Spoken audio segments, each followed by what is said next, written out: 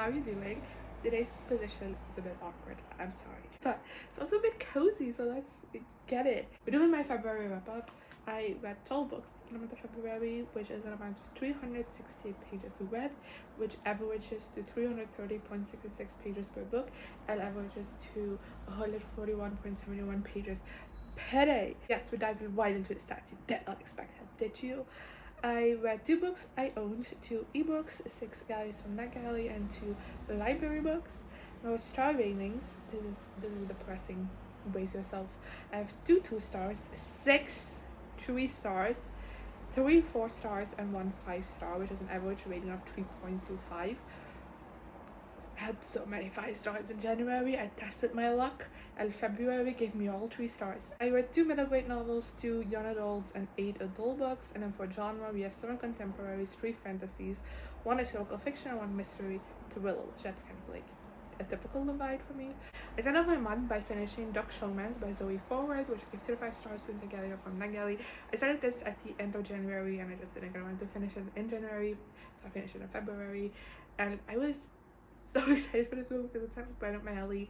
It is fake dating, hate to love, a reality TV show thing. And with hate to love, it's kind of they used to be close and something happened and now they're not, and to the events they follow. That's my favorite version of hate to love, is when they used to be really good close and good friends and stuff like that.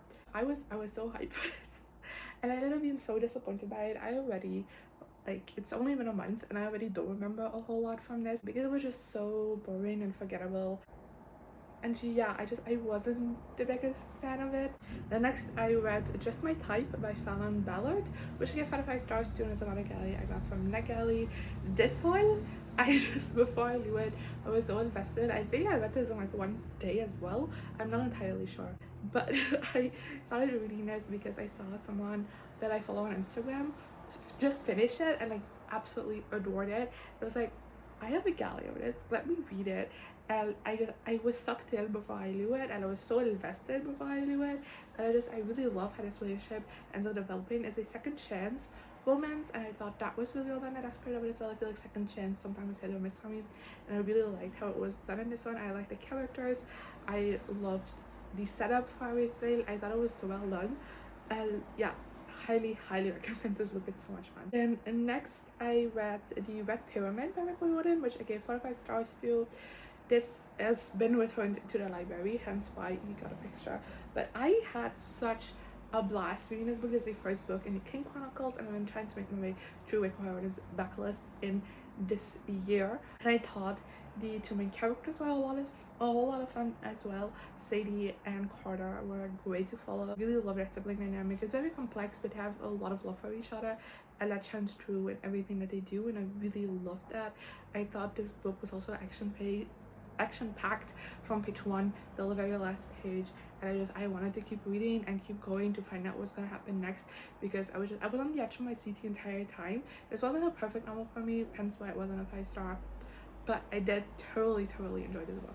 And next I read Take the Lead by Alexis Daria, which I gave 2 to 5 stars to. As I got from NetGalley. This is another one that I wanted to love so much because this has a like Dancing with the Stars kind of setup. That setup sounded so good to me, and I again was disappointed by this one. It did not work for me again because I thought it just was a little bit boring. I thought the conflict in the relationship was also a bit stupid, like towards the ending. I don't know, I wasn't as invested in this as much as I would have liked. I didn't like the setting of the TV show, but overall I don't know. Again, this one is forgettable because I can't articulate my thoughts on it because I don't remember that much of it. Then next I read For Aunties and a Wedding by Sutanto, which I gave 4 to 5 stars to. This is the sequel to Dial A for Aunties, which was one of my favorite books of 2021. So I was super excited to get to the sequel. I did not like it as much as I like book 1, which you can see from my 4-star rating instead of a 5-star rating, but I still thought this was a whole lot of fun. I love these characters. Like immediately, like from page 1, it kind of like felt like coming home because these characters are just such a blast to read, and you know them already so well from the first book that just delving into this one just felt like coming home and like experiencing this again. And I had such a fun time reading this book. I laughed out loud numerous times. I think Maddie is also like the perfect main character to have in the series because she's kind of like a straight man to her aunt, like her aunties and her mom, that are just like crazy and just like go, like don't react the way you think like people would react in certain situations. And I love that, and I highly recommend this duology if you just want a silly goofy time and not take yourself seriously for a while. Like definitely read this duology. Then next I read The Counterfeit Scoundrel by Lorraine Heath, which I gave 2 to 5 stars to, and I got from Nageli. Again, a setup that I really loved, because she has to go undercover in his like household to find out stuff, going into like the full discussion. But I eat that shit up in historical fiction, so I was really excited for this book, also because I've heard amazing things about Lorraine Heath as an historical author as well. So I was so excited to read this, and again it just ended up disappointing me. I thought the romance was well done. That's a lot of complaint for this book. I thought that was really well done, and I really liked how that was developed throughout the book. It's just that all the rest around it I did not like, especially when in the second half of the book this basically just turned into a murder mystery, and I did not care. Next we have For Consideration by Amy Spalding, which I gave 2 to 5 stars to, and as another galley from that galley. This is another one for which I love this setup, because this one was a little bit more vain, because I love Hollywood romances, or like famous people romances, and this is that, and it's sapphic. That was enough to convince me, I'm gonna be completely honest. But again, this was just so disappointing in my opinion. It is, again, I liked the beginning of this one.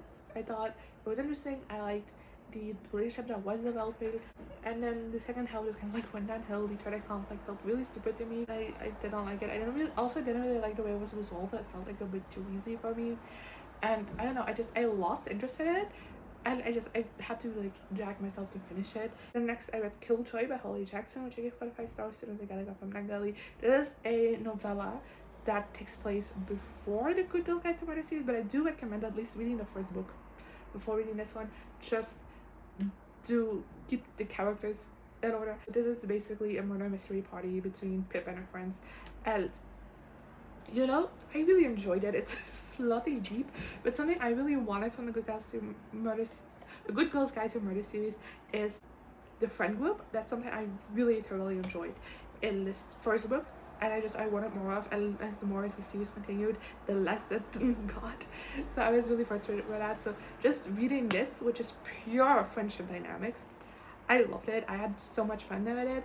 I do think the resolution to the murder mystery is very disappointing, which is why this wasn't a 5-star, because they gave me as the answer, and I was like, that's it. Next I read A Phoenix First Must Burn, which was edited by Patricia Caldwell, which I gave 2 to 5 stars to. This is a collection of YA short stories. It's marketed as a Black Girl Magic anthology, so it's mainly fantasy, but there are a couple of sci-fi stories in here as well. And I feel like most of the time when I do a short, like an anthology collection thing, it always ends up a 3-star, because it's elaborate, because there's always stories I love, stories I hate. I feel like this time is the first time that it actually came out on a 3-star. Like exactly, like it wasn't a 3.2 or something, it was generally like a 3, so that was fun. But I think with this, even though there was a lot of stories I didn't like, and there were also a lot of stories I loved, I just feel like every single story had an amazing idea, and my problem with a lot of these stories was just that I don't think the ideas came to fruition in a short story format, and I wanted more. Then next I read The Throne of Fire by Rick Riordan, which I gave 2 to 5 stars to, and this is the second book in the Crane Chronicles. This is my biggest disappointment of the month. I loved the first book so much. Like, I loved it. I really thoroughly enjoyed it, as I said earlier. This I did not like at all. I thought this was so boring. Almost nothing happens in here, and I feel like from the beginning we are told we have 4 days to do this thing or it's the end of the world, and then we just take such a slow time getting to everything. And then something that also didn't help is that I feel like Sadie and Carter both kind of like acted as character, but Carter had no character in this book, because he was completely stripped of his personality and was just kind of like led around by the characters doing whatever. And the few times that he did get to do something on his own, it was just like dumb decision after dumb decision. I was like, this is not Carter. Carter's like really smart. And Sadie was just very like stereotypical, annoying, like teenage girl, you know. I hated it, because that's also about Sadie. I did not have a good time reading this book. And then next I read Written in the Stars by Alexandria Bellefleur, which I gave 2 to 5 stars to. This is again a lot of really big disappointments. This is another sapphic rom-com. This is Pride and Prejudice inspired. Also, it's supposed to be Bridget Jones inspired, but I genuinely don't see the connections to Bridget Jones in here. Again, this is one that started off great for me. I thought the two main characters were interesting. I thought they had a fun dynamic going on, and I liked seeing how they should develop. And then about halfway through, they get together, and then this book just becomes nothing, like absolutely nothing. It's so boring, and the third conflict again is so stupid. And then lastly, this month I read It Starts With Us by Colleen Hoover, which gave 5 stars too. This is the sequel to It Ends With Us. It's basically kind of like an extended epilogue, and I was really excited for this, even though this absolutely wasn't necessary because I love Atlas. Atlas was promised to be told health in Atlas's perspective, which it is. I don't know why I said it like that, but I had a fun time reading this book. I generally enjoyed my time reading this book. I didn't hate it. Everything about it screams I did not need to exist, and it's kind of like keeps me from fully like having enjoyed it and like be able to recommend it. That was everything I have for you today. I hope you enjoyed this video. Let me know in the comments what you thought of these books, if you've read them, so some of the books you read in February, and hopefully I'll see you around next time. Bye.